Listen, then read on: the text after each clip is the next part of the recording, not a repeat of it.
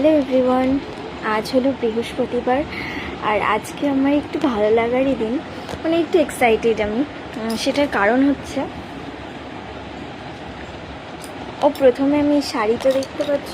আমি প্রায় প্রত্যেক বৃহস্পতিবার করেই চেষ্টা করি শাড়ি পরার, ছেলে হওয়ার পর থেকে। রোজ তো সম্ভব হয় না, তার মধ্যে এই গরমের মধ্যে। তো বৃহস্পতিবারগুলোতে চেষ্টা করি পরার। সেরকমই আজকেও পরেছি।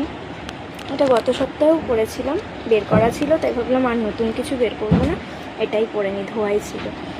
তো যেটা বলার সেটা হচ্ছে, আজ বৃহস্পতিবার আমি প্রথম শ্বশুরবাড়িতে লক্ষ্মী পুজো করবো। আর এটা হচ্ছে আমাদের কোজাগরী লক্ষ্মী পুজোই আমি শুরু করছি। তো এরপর যে কোজাগরী লক্ষ্মী পুজো হবে সেই সময় নতুন মূর্তি এনে করব। তো যেহেতু আমাদের গতকাল নববর্ষ শুরু হয়েছে, তো আমি চাইছিলাম যে এখন থেকেই শুরু করতে।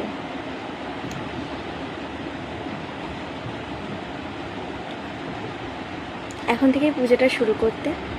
তো যাই হোক, আর আমার মানে এটার বলার কারণ হচ্ছে, আমার শ্বশুরবাড়িতে এই কোজাগরী লক্ষ্মী পুজো নেই। মানে ওরা তো ওড়িয়া, তো ওদের উড়িষ্যায় কোজাগরী লক্ষ্মী পুজো নেই। ওদের যখন ধান ওঠে অগ্রহায়ণ মাসে ওদের লক্ষ্মী পুজো হয়।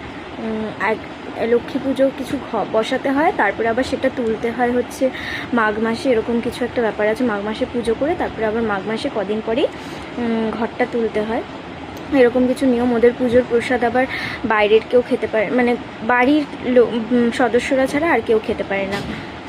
ওদের নিজেদের পিসিরাও বাড়িতে থাকে, তারাও খেতে পারে না। যাই হোক, তো আমি এখন আমার গত বছরই ইচ্ছে ছিল করার, বিয়ের পরে প্রথম, কিন্তু যেহেতু আমার প্রেগনেন্সি 3rd ট্রাইমেস্টার শুরু হয়ে গিয়েছিল, সেই জন্য আমি করতে পারিনি। এবছর করব, তার মধ্যে দিদি শাশুড়ি মারা গেছে, তো এরকম বাধা আসতেই থাকবে। আমি চেয়েছিলাম, সেই জন্য আমি ভাবলাম যে মানুষই নিয়ম বানায়, মানুষই নিয়ম ভাঙে। তো আমি এই নতুন বছরে গতকাল লক্ষ্মীর ঠাকুর, লক্ষ্মীর পাঁচালি সব এনেছি। তো আজ থেকে আবার লক্ষ্মী পুজো শুরু করব, প্রথম এদের বংশে এই লক্ষ্মী পুজো শুরু করছি। আর কি বলবো, আমি বিয়ের আগে একদম ছোটোর থেকেই প্রত্যেক বৃহস্পতিবারে পাঁচালি করে পুজো দিতাম। যেহেতু মা বাইরে কাজ করে নার্সিং লাইনে, তো মা তো সময় অতটা পেত না। এখন রাত 12টায় ফিরলেও করতে হয়, যেহেতু আমি নেই, উপায়হীন। আমি যখন ছিলাম আমি প্রত্যেক বৃহস্পতিবার পাঁচালি করে পুজো দিতাম। তো এই বিয়ের পরে আসার পর আমি যেহেতু লক্ষ্মী পুজোর দিনে লক্ষ্মী পুজো সবাই করছে ঘরে ঘরে, আর আমাদের বাড়িতে করতে পারছে না, আমার খুব মন খারাপ হয়েছিল। সেই জিনিসটা আবার এই বছরও ঘটবে, সেটা ভেবে আমার কেমন লাগছিল, সেই জন্য